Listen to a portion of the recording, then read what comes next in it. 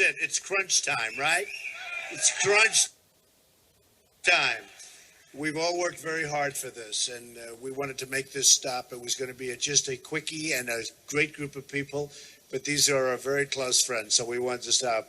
We're going over to Cedar Rapids right now. In fact, I just learned we can't fly in, so we're driving in. So I'll get the hell out of here fast. Is that okay? But it's going to, no. We're going to take the best care. But I want to thank everybody for being here.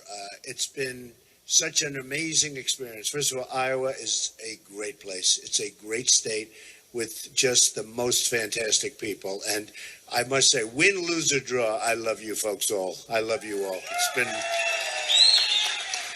the kind of crowds we've gotten, the kind of reception we've had. And but tonight, it really is. It's crunch time. All of this work, it's all about this. I put up my own money. I self-funded. In fact, I see all these guys, they get money from all these other people. Many of the people I know, not good people, some good people, but many of them are not good people, meaning they worry about themselves. They don't worry about the country. And with me, I want to just do what's right. I've done great in the country. Fortunately, I can do that. I'm allowed to say, hey, I love this country. I love the people of this country. It's time we had somebody that makes proper decisions, because we have people that don't know what they're doing. Whether you look at the Iran deal, it's incredible. When you look at the Iran deal, when you look at any deal, look at the trade deals, you don't see that as often. It's not as obvious. But what these other countries are doing to us, they're just cleaning our clock. And I've had it with it. I've had it. And that's why I said, somebody said, he's angry. And I said, I'm supposed to say, oh, no, I'm not angry. I am angry. I'm angry that we're being, and you're angry too. And the cover of Time magazine has it. They literally put it down where they are very, very, they have it. You have to read the story, by the way.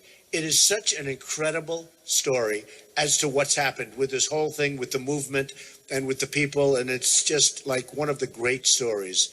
And they were saying, and very strongly, is he angry? And I said to myself, I'm supposed to say no, but actually I am angry. But I won't be angry for long, because if we win, I will straighten it out so fast, and we'll do it together. But we'll have it straightened out so fast, because our people are absolutely incredible people. We have the best of everything. We have the best place on earth, and we're going to make it good again. I put out a tweet this morning. I said, we're going to take back our country. This is when we start. This is day one. We're going to take back our country from these incompetent politicians that don't know what they're doing. It's true. They don't know what they're doing. And if they did know what they did, and I will tell you, some of it's worse than what you think about not knowing. Many times they do things that you say, oh, they're not very smart. They can't be doing this. They have to be totally incompetent. The truth is, they do things for people that give them the money. They're doing things for their special interests and for their fundraisers and for all of these people, many of whom I know. I look at some of the lists and I laugh. I look at some of the money put up to all of them. I don't want to use names, but I will, okay? No, I'm looking at the money put up by Ted Cruz, for Ted Cruz. It's incredible. The people there, it's controlled. And he will destroy your ethanol business 100%. 100%. And look, I'm not really blaming him, because he's financed by oil people. And the oil people don't want ethanol. It's very simple, especially now, because with the prices going down, the last thing they need is more competition.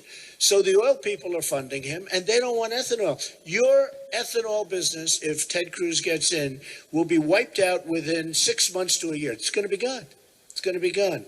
And as you know, the ethanol folks, like Trump, I've been consistent, I've been solid, and I'm a supporter, and I always will be a supporter. And I view it differently. I view it, the more energy we can have. We never want to be in a position like we've been in over the last many years.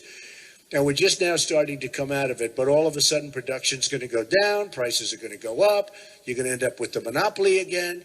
It's just not going to happen. So just remember that. I've been for you. And the ethanol folks, the people that are representing you, have given me the absolute highest accolades all over the place. So, and the governor. Your governor. Your governor said you can't put Ted Cruz in because he's going to destroy the ethanol business.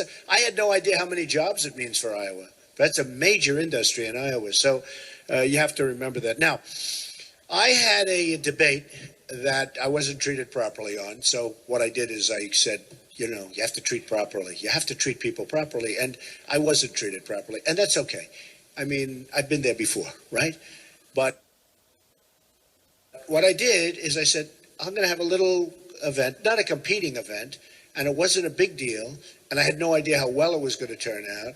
So we had a 700-seat theater about 5 minutes away from where the debate was, and we had it for veterans. We had an event for veterans. And at that event, thank you. And the sad part is, if I was in that debate, it didn't do very well. It had 12 million people. The one that I was in, the first one, had almost 25 million people, and that was an all-time record in the history of cable television. And honestly, if we had, and very importantly, if I was there, we would have broken that record. But much more importantly, by not doing it, we have to defend ourselves and we have to defend our country.